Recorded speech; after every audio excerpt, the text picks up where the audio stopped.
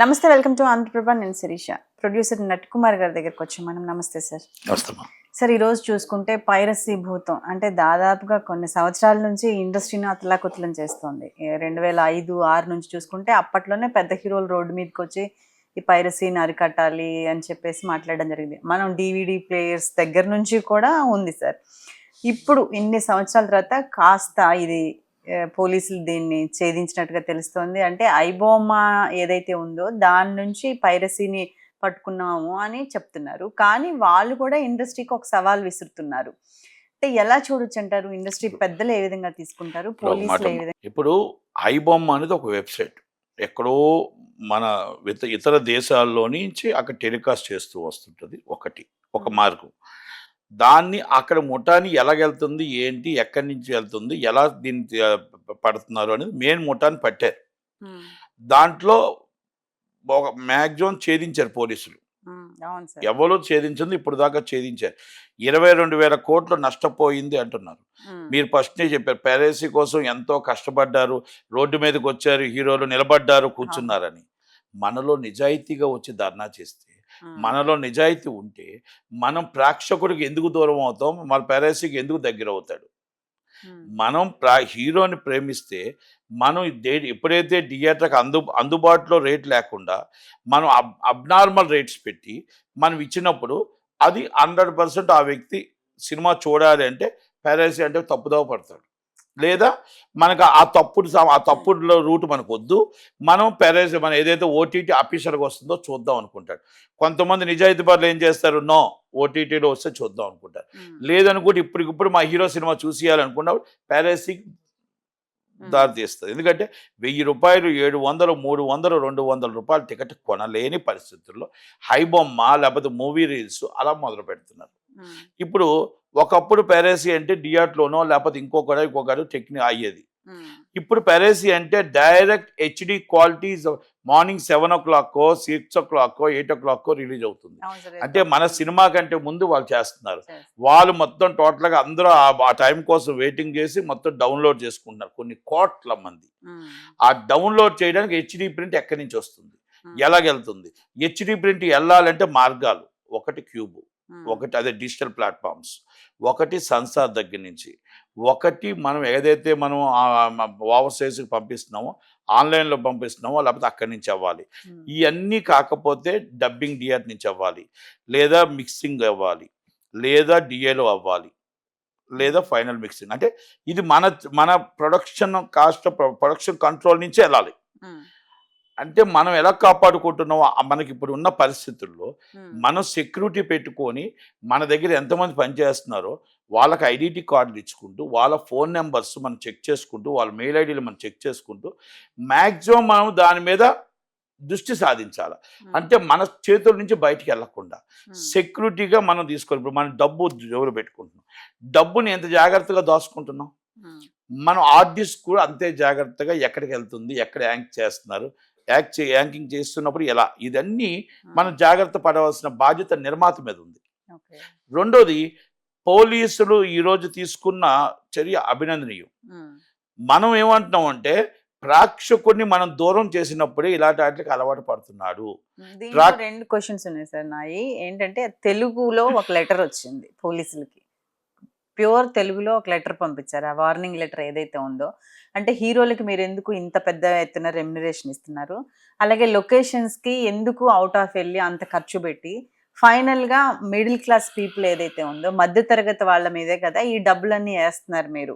ఏ టికెట్ల రేట్లు అవ్వచ్చు, లేదా మీరు పెట్టిన ఖర్చు అవ్వచ్చు, మధ్యతరగతి వాడిని సినిమాకి దూరం చేస్తున్నారు. కాబట్టి మేము మధ్యతరగతి వాడికి అనుగుణంగా మేము పైరసీ చేసి మేము ఇటువంటివన్నీ చేస్తాము. కాబట్టి ఇవన్నీ కూడా మీరు జాగ్రత్తగా ఇప్పుడు నక్సలైట్లు చెప్పినట్టుంది ఇది, ఏదో అలాగే వార్నింగ్ అలాగే. అది కాదు, ఇప్పుడు ఎలాగంటే హీరో రెమ్యునరేషన్ తీసుకుంటున్నాడు అంటే హీరో సినిమా వేస్టేజ్ చేస్తున్నారు అనేది ఒప్పుకుంటాం, వీళ్ళు మొత్తం ఇష్టం వచ్చేట్టు ఖర్చు పెడుతున్నారు అనేది ఒప్పుకుంటాం. కాస్ట్ ఆఫ్ ప్రొడక్షన్ 30% వేస్టేజ్ అవుతుంది. అది ప్రేక్షకుల మీద భారం పడుతుందని ఒప్పుకుంటాం. రేట్లు పెంచుతున్నారనేది ఒప్పుకుంటాం. ప్రేక్షకుడిని మేమే దూరం చేసుకుంటున్నాం అనేది ఒప్పుకుంటాం. ప్రేక్షకుడికి రేట్లు పెంచి థియేటర్ రాకుండా పెరసికి కానీ లేకపోతే ఓటీటీకి అలవాటు చేస్తుంది మా సినిమా ఇండస్ట్రీ వాళ్ళని ఒప్పుకుంటాం. అలాగని మాత్రాన మీరు తీసుకొచ్చి మీరు ఇప్పుడు మీరు ఆ తప్పు చెయ్యండి, మేము ఇలా చేస్తున్నాం అనేది కాదు. 100% మీ హీరోని మీరు ప్రేమిస్తే, మీ హీరో మీ ప్రాణం అయితే, హీరో మీకు చెప్తున్న మార్గం ఏంటో తెలుసా? మార్గం ఏం చెప్తున్నాడంటే మంచి పని చేయండి, చెడు తోవ పట్టొద్దు, చెడు దారి వెళ్ళొద్దు. నన్ను నమ్మిన వాళ్ళు నా అభిమాని అయితే మంచి కార్యక్రమంలో మంచి బాటలో వెళ్ళండి, 10 మందికి సహాయం చేయండి అని మీకు చెప్తున్నప్పుడు మీరు డైరెక్ట్ ఆ హీరోని అడగండి. మీకు ధైర్యం ఉంది, మీకు హక్కు ఉంది.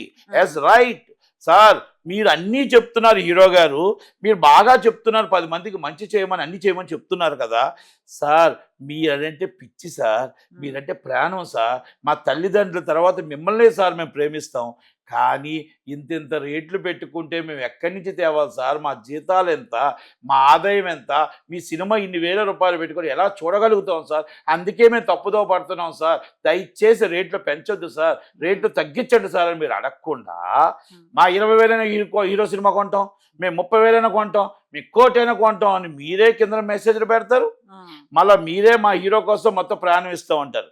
ఇవన్నీ నేనేం చెప్తున్నానంటే, అభిమానం ఎంత ఉందో అడిగే హక్కు కూడా మీకు అంత ఉంది. అభిమానం ఎంత ఉందో అడిగే హక్కు కూడా మీకు అంత ఉంది. ఆ హీరో మీద మీరు హీరో సినిమా చూడటం కోసం పెడదారి పట్టాల్సిన అవసరం లే. హీరో కోసం మీరు కింద కామెంట్ చేసేటప్పుడు మీరు రేటు తగ్గించండి సార్, మేము తప్పుదోవ పట్టాం, మీరు రేటు తగ్గించండి సార్, మేము ఇలా బొమ్మాయిల ఆటలో సినిమా చూడడం, దయచేసి మేము మీ అభిమానులు, మీరంటే ప్రేమిస్తున్నాం, మీరంటే మేము ప్రాణం ఇస్తాం అని మాట్లాడితే మీ హక్కు ఉంది. ఎందుకంటే మీ హీరో కాబట్టి తల్లిదండ్రులను అడిగే హక్కు మీకు ఎంత ఉందో హీరోని కూడా అడిగే హక్కు ఉంది. కనుక ఆయన హీరో కూడా మీకు న్యాయం చేయాల్సిన రెస్పాన్సిబిలిటీ ఉంది. కనుక ఆ నిర్మాతగా నష్టపోకుండా, మిమ్మల్ని బాధ్యతగా థియేటర్కి సినిమాకు వచ్చి సినిమా చూసే విధంగా చేయాల్సిన బాధ్యత ఉంది. మన పెడదారి పట్టిస్తామా, తప్పుదారి పట్టిస్తామా? హీరో అంటే మన పిల్లలు, మన అభిమానులు మన పిల్లలు కదా. మన పిల్లలు మనం తప్పుదోవ పట్టించకుండా మన అందుబాటులో రేట్ ఇవ్వాల్సిన బాధ్యత ఉంది కదా. గవర్నమెంట్ కూడా అసలు అది ఎందుకు తప్పుదో పిల్లల్ని ఎందుకు మనం ఇలా పాడు చేస్తున్నాం, ఎందుకు ఇబ్బంది పెడుతున్నాం? ఎంటర్టైన్మెంట్ కూడా ఇండస్ట్రీలో భాగం కదా. మనం ఏదైతే చేస్తున్నాం కార్యక్రమాలు ఎంటర్టైన్మెంట్ కూడా మనం అందరం కూడా మనం ప్రోత్సహించాలి కదా. మరి వాళ్ళు అడుగుతారు రేటు, మనం ఇవ్వచ్చా? అసలు సామాన్యులకు మనం ఏమిస్తున్నాం? పెన్షన్ ఏమిస్తున్నాం? సామాన్యులకు మనం వాళ్ళ జీతాలు ఎంత ఉన్నాయి? మధ్యతరగతి కుటుంబాలకు జీతాలు ఎంత ఉన్నాయి? హై క్లాస్ సొసైటీ ఎంత జీతం ఉంది? ఎంతమంది ఎంత పర్సంటేజ్లో మాస్ పబ్లిక్ చూస్తున్నారు అంటే మిడిల్ క్లాస్ చూస్తున్నారు? మనం వాళ్ళు ఎక్కడ తప్పు చేస్తున్నాం? ఎందుకు మనం రేట్ ఇవ్వాలని మీరు ఆలోచిస్తున్నారా? ఐపీఎస్ చదివారు, ఐఏఎస్ చదివారు రాజకీయ నాయకులు, మా బంధువు అండి మీరు ఇచ్చేయండి, మా చుట్టం అండి మీరు ఇచ్చేయండి, మా రూమ్మేట్ అండి మీరు ఇచ్చేయండి.